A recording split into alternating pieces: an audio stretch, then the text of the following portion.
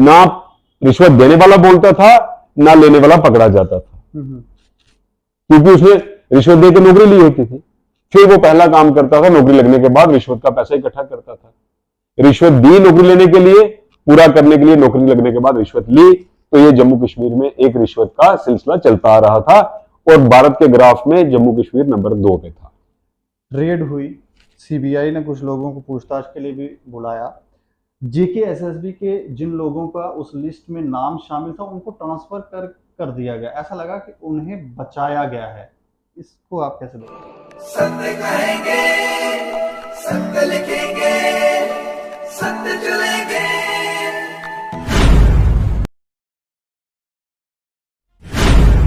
जम्मू कश्मीर के युवाओं का भविष्य क्या होगा और जो स्कैम जम्मू कश्मीर के अंदर हो रहे हैं क्या वो चलते रहेंगे?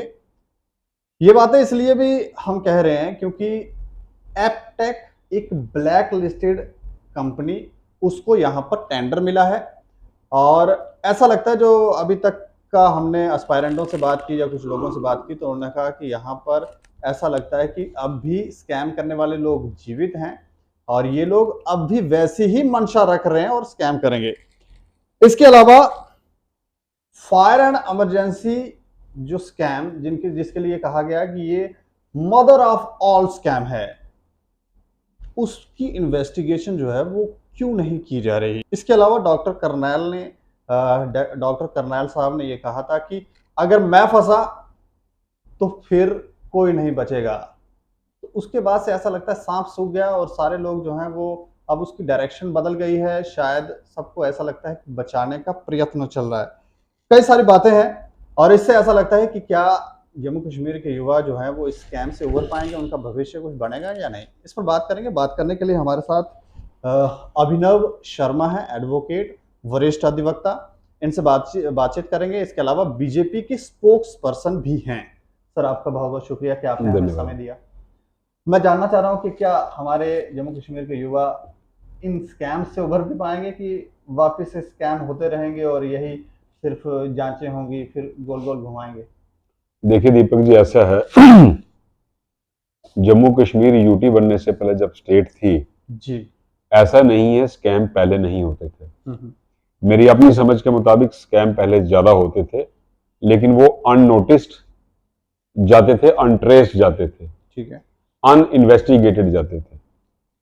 अब चूंकि यूटी बनी है, एलजी एडमिनिस्ट्रेशन है और LG administration is working under the direct control of ministry of home affairs, government of India, ठीक है। तो अब ये अनअर्थ हो रहे हैं, अननोटिस नहीं जा रहे। हाँ देखिए, ऐसा है, जब इन्वेस्टिगेशन कंप्लीट होती है तो पता चलता है इसमें कौन कौन इन्वॉल्व होता है, राइट। लेकिन ये जो 2 या 3 सिलेक्शन कैंसिल हुई, एफआईआर लगी, एक में तो सीबीआई को हैंडओवर की गई इन्वेस्टिगेशन सब इंस्पेक्टर के केस में जी। ये फाइनल कंक्लूजन तब निकलता है जब इन्वेस्टिगेशन कंप्लीट होती है और चार्जशीट कोर्ट में जाती है। कई बार सपोज 4 लोगों के खिलाफ एफआईआर लगती है, हो सकता है इन्वेस्टिगेशन खत्म होते 4 की जगह वो 14 हो जाए या 4 की जगह 40 भी हो सकते हैं। कई बार 10 लोगों के खिलाफ एफआईआर लगती है लेकिन इन्वेस्टिगेशन खत्म होते होते ये साबित होता है कि 10 नहीं, इसमें 6 लोग इन्वॉल्व थे जी। तो फाइनल पिक्चर क्लियर होती है जब इन्वेस्टिगेशन कंप्लीट होती है और चार्जशीट कोर्ट में सबमिट होती है। लेकिन इससे मैं आपको एक बात कहूं, मैं जम्मू कश्मीर के युवाओं को खासकर ये कहूं जी कि इन स्कैम्स के बाद ये जो नकेल कसी गई है, अब स्कैम करने वाले एक बार नहीं 100 बार सोचेंगे।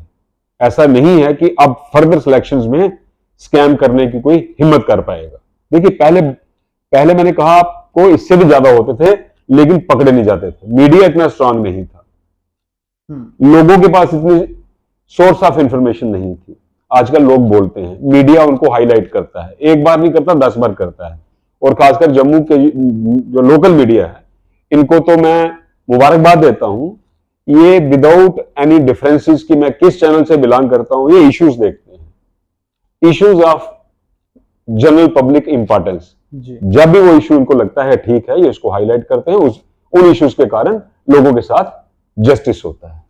लेकिन एपटेक कंपनी को टेंडर यहाँ पर मिला, भारत के बाकी राज्यों में उसको कहीं भी टेंडर नहीं मिल रहा, लेकिन जम्मू कश्मीर में ही मिला, जबकि ये स्कैम की जांच भी हो रही है यहाँ पर। उसके बाद एक ब्लैकलिस्ट कंपनी उसको टेंडर दिया गया। तो मंशाएं क्या लगती है कि जेकेएसएसबी के अंदर जो लोग हैं वो अब भी वैसा ही काम कर रहे हैं, या उनके ऊपर भी कोई पावरफुल लोग हैं जो इस धांधलेबाजी में शामिल हैं और सीबीआई की ग्रिप उन तक नहीं है और वो वैसे ही काम कर रहे हैं, तो छूट है उनको? देखिए, ऐसा है, मैंने पहले भी कहा, मैं दोबारा रिपीट कर रहा हूं कि जम्मू कश्मीर के यूथ के पास सिवाय सरकारी नौकरी के और कोई चारा नहीं था, अभी तक ना है जी। उसका कारण है कि जम्मू कश्मीर में जितनी भी सरकारें रही 1947 के बाद, उन्होंने एम्प्लॉयमेंट को जोड़ा सरकारी नौकरी के साथ। इन सरकारी नौकरी जो होती है एम्प्लॉयमेंट का एक हिस्सा होता है। यही सिर्फ एम्प्लॉयमेंट नहीं होती, एम्प्लॉयमेंट पब्लिक सेक्टर में भी होती है, एम्प्लॉयमेंट प्राइवेट सेक्टर में भी होती है, हेल्थ सेक्टर है, एजुकेशन सेक्टर है, ठीक, इंडस्ट्री है। लेकिन किसी ने इस तरफ ध्यान नहीं दिया। ना अच्छा health sector private Jammu Kashmir में आया, ना एजुकेशन सेक्टर आया, ना बड़ी इंडस्ट्री आई, ना कारपोरेट सेक्टर्स आए। तो बच्चों को या उनके माता पिताओं को, चाहे बच्चा कम पढ़ा है या ज्यादा पढ़ा है, उनको लगता था सरकारी नौकरी के अलावा हमारे पास रोजगार का कोई और जरिया नहीं होगा। तो जब यही एक जरिया था, तो इस जरिए को लेने के लिए लोग सब कुछ करते थे, जमीनें भी बेचते थे, उधार भी लेते थे। और ये जो शार्क जो हैं, मगरमच्छ, जो सरकारी इदारों में बैठे थे, जो सिलेक्शन करते थे, ये इनका नाजायज फायदा लेते थे। और ना रिश्वत देने वाला बोलता था, ना लेने वाला पकड़ा जाता था, क्योंकि उसने रिश्वत देकर नौकरी ली होती थी। फिर वो पहला काम करता था, नौकरी लगने के बाद रिश्वत का पैसा इकट्ठा करता था। रिश्वत दी नौकरी लेने के लिए, पूरा करने के लिए नौकरी लगने के बाद रिश्वत ली। तो ये जम्मू कश्मीर में एक रिश्वत का सिलसिला चलता आ रहा था और भारत के ग्राफ में जम्मू कश्मीर नंबर 2 पे था। रेड हुई, सीबीआई ने कुछ लोगों को पूछताछ के लिए भी बुलाया। जेकेएसएसबी के जिन लोगों का उस लिस्ट में नाम शामिल था उनको ट्रांसफर कर दिया गया। ऐसा लगा कि उन्हें बचाया गया है। इसको आप कैसे देखते हैं? देखिए, अगर आप मुझे कानूनी तौर पे पूछें जी, कानून कहता है जब किसी के खिलाफ एफआईआर लगती है, सरकारी मुलाजिम के खिलाफ इन्वेस्टिगेशन स्टार्ट होती है, या किसी मुलाजिम के खिलाफ डिपार्टमेंटल इंक्वायरी स्टार्ट होती है, चार्जशीट सर्व होती है, उसको आर्टिकल ऑफ चार्जेस, कानून कहता है उसको उस ऑफिस से हटाना चाहिए। क्यों हटाते हैं? लोगों का ध्यान हटाने के लिए नहीं, ताकि वो सबूतों के साथ छेड़छाड़ ना करे उस दफ्तर में। सारे जहां धांधली की होती है, सबूत वही होते हैं। अगर उस अफसर को वही रखोगे तो इन्वेस्टिगेशन के दौरान अगर वो उन सबूतों से छेड़छाड़ नहीं करेगा। इसका पर्पज होता है, इसके पीछे ऑब्जेक्ट है कि जिस ऑफिसर के खिलाफ एफआईआर लगी है, उस ऑफिसर को उस ऑफिस से हटा के कहीं और लगाया जाए, ताकि वो सबूतों के साथ छेड़छाड़ न करे। सस्पेंड नहीं कर सकते? सस्पेंड भी कर सकते हैं, बिल्कुल कर सकते हैं। सस्पेंशन मैंडेटरी नहीं है, सस्पेंशन गवर्नमेंट की डिस्क्रिशन है। सस्पेंड भी कर सकते हैं, ट्रांसफर भी कर सकते हैं, अटैच भी कर सकते हैं। लेकिन चूंकि यहां जो सब इंस्पेक्टर की सिलेक्शन कैंसिल हुई है वाइड एब इनिशियो, उसमें सीबीआई इन्वेस्टिगेशन कर रही है। तो मैं आपके माध्यम से जम्मू कश्मीर की जनता और खासकर युवाओं को यह क्लियर कर दूं कि सीबीआई की इन्वेस्टिगेशन ऑलमोस्ट परफेक्ट होती है, 99% ठीक डायरेक्शन में जाती है। इसमें ना कोई निर्दोष जो फंसता है और ना कोई दोषी बचता है। लेकिन वो एस्पायरेंट जिन्होंने पैसा दिया था उनके ऊपर तो कोई कार्रवाई करते हुए देखा नहीं जा रहा है। देखिए, जो मैंने मीडिया में पढ़ा, एफआईआर में कम से कम भी 20-25 ऐसे बच्चों के नाम हैं जो मीडिया ने बताया। मैंने वो एफआईआर देखी नहीं, मीडिया ने ही बताया कि 20-25, ना कि electronic media only, paper media में भी, कि 20-25 उन लोगों के नाम है जिन्होंने पैसे दिए हैं, जो सिलेक्ट हुए थे। तो ऐसा नहीं है, अभी इन्वेस्टिगेशन कंप्लीट ही नहीं हुई। आप देखिए, जब इन्वेस्टिगेशन कंप्लीट होती है इस केस में, मुझे लगता है कम से कम 200-300-400 मुलजिम होंगे इसमें। आज की कुछ मीडिया रिपोर्ट्स हैं कि एक डीएसपी साहब थे, उन्होंने 2 टैक्सीज ली शायद रेलवे स्टेशन से, और वो बच्चों को लेकर चंडीगढ़ गए। चंडीगढ़ गए और वो अभी भी पावर में है, अभी भी काम कर रहे हैं, उनके ऊपर कोई कार्रवाई, ये नहीं आपको लगता कि सीवर रूल की कोई वायलेशन है या कुछ ये इनके इनके खिलाफ? ये डीवाईएसपी सब इंस्पेक्टर की सिलेक्शन में हाँ। मुलव्विस हैं। इनका नाम एफआईआर में है? शायद है। नहीं, अगर तो एफआईआर में है तो इन्वेस्टिगेशन हो रही होगी। अगर एफआईआर में नहीं है, he can be made as a witness also. देखिए, मैंने आपको पहले कहा, पुलिस की इन्वेस्टिगेशन, ऑर्डिनरी पुलिस की, मैं नहीं कहता उनकी इन्वेस्टिगेशन गलत होती है, लेकिन degree of professionalism in the investigation of normal police and central bureau of investigation, there is a huge difference of level of investigation. मैंने आपको पहले भी कहा, सीबीआई की इन्वेस्टिगेशन में कोई भी निर्दोष फंसेगा नहीं, कोई भी दोषी बचेगा नहीं, चाहे वो डीवाईएसपी है, चाहे वो डीआईजी है, चाहे वो आईजीपी है, चाहे वो डीजी है। डॉक्टर कर्नल ने कहा कि अगर मैं फंसा तो कोई बचेगा नहीं। ऐसा लगता है उसके बाद से तो सांप सूख गया है, लोगों को धीरे धीरे करके शायद छोड़ने की, अभी इस तरह कुछ लग रहा है, एस्पायरेंट जो कह रहे हैं, आपको क्या लगता है? देखिए, डॉक्टर कर्नल के कहने पे ना कोई निर्दोष फंसेगा, ना कोई दोषी बचेगा। ठीक, वो क्या कह रहे हैं मुझे नहीं पता, मैं आपको कानून की बात कर रहा हूं और सीबीआई के काम करने के तरीकों को बता रहा हूं।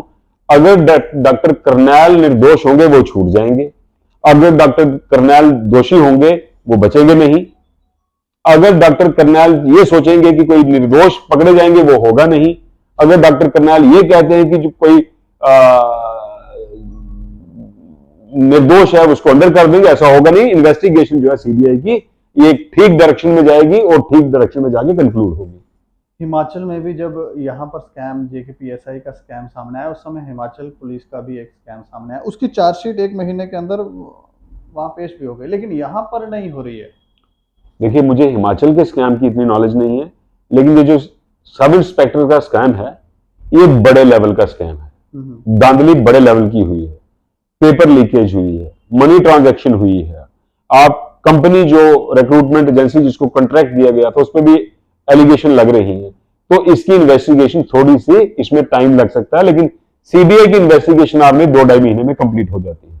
फायर एंड इमरजेंसी स्कैम, जिसके ऊपर आपने भी खुल कर कहा, आपने कहा एलजी साहब से भी बात हुई है और इसके ऊपर जांच भी होगी, लेकिन वो जांच हो रही है कि नहीं हो रही है, वो उसका कुछ है? देखिए, मैंने फायर एंड इमरजेंसी की सिलेक्शन के इशू को तकरीबन 1 साल से हाईलाइट किया है और 3-4 बार मैं इस पर प्रेस कॉन्फ्रेंस भी कर चुका हूं जी।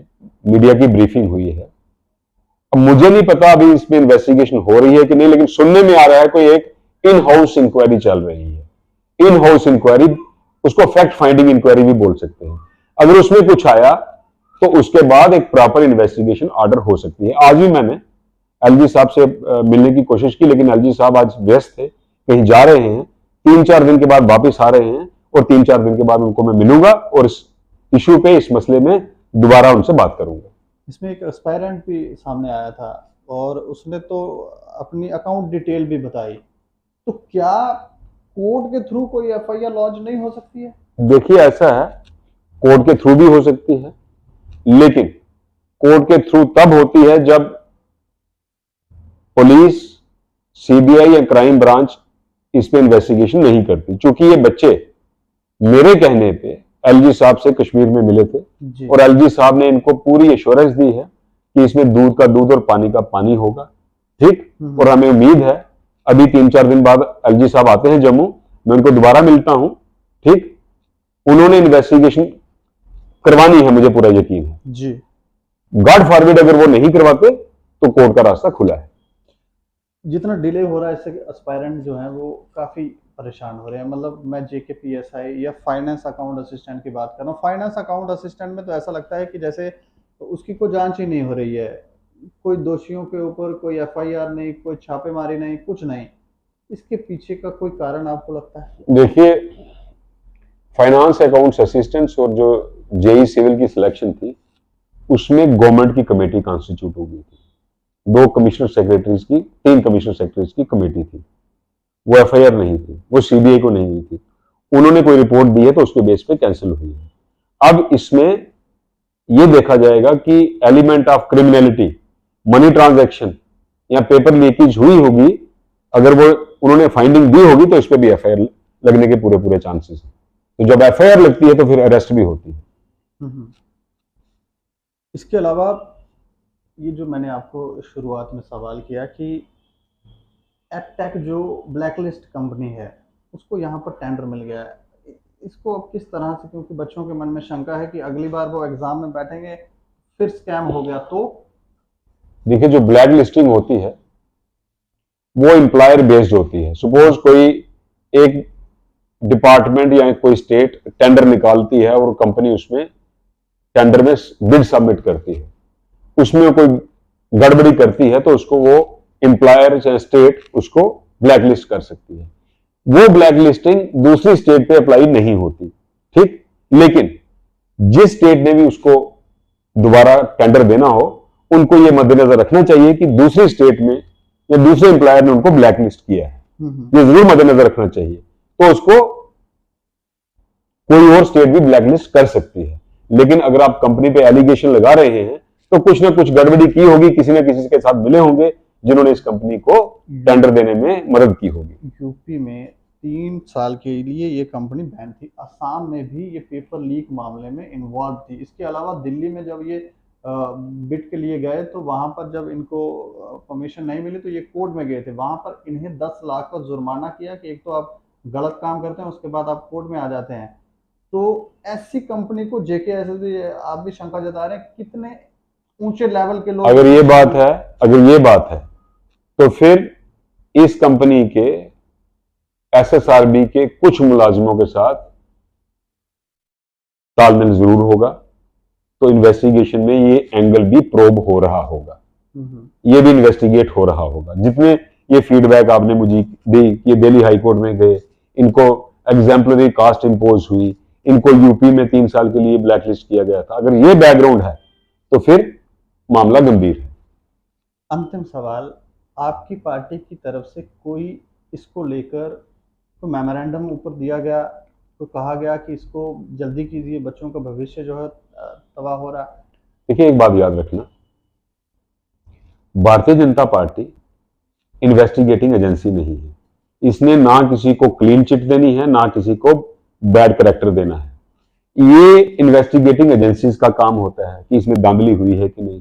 फर्ज करो हम कल को बयान दे दें कि इस इलेक्शन में धांधली हुई है और इन्वेस्टिगेशन के बाद धांधली में मिले कुछ ना इन्वेस्टिगेशन में, तो बीजेपी क्या कहेगी लोगों को। इसलिए जो सच्चाई होती है बीजेपी ने उसके साथ चलना होता है। अगर बच्चों के साथ नाइंसाफी हुई है तो बीजेपी कहती है उनके साथ इंसाफ हो, ठीक। अगर देखिए, जब सब इंस्पेक्टर की सिलेक्शन कैंसिल हुई उसके पहले बच्चों ने प्रोटेस्ट किए कि सिलेक्शन कैंसिल होनी चाहिए।